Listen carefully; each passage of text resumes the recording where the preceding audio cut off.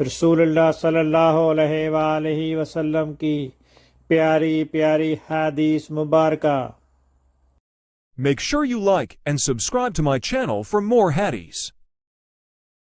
حضور اکرم صلی اللہ علیہ وآلہ وسلم نے ارشاد فرمایا، جس شخص میں یہ 3 باتیں ہوں گی وہ ایمان کا مزہ پالے گا۔ ایک یہ کہ وہ شخص جسے اللہ اور اس کا رسول ان کے ماں سوا سے زیادہ عزیز ہوں، اور دوسرے یہ کہ جو کسی بندے سے محض اللہ ہی کے لیے محبت کرے، اور تیسری بات یہ کہ جسے اللہ نے کفر سے نجات دی ہو پھر دوبارہ کفر اختیار کرنے کو وہ ایسا برا سمجھے جیسا آگ میں گر جانے کو برا جانتا ہے۔ صحیح بخاری حدیث نمبر 21۔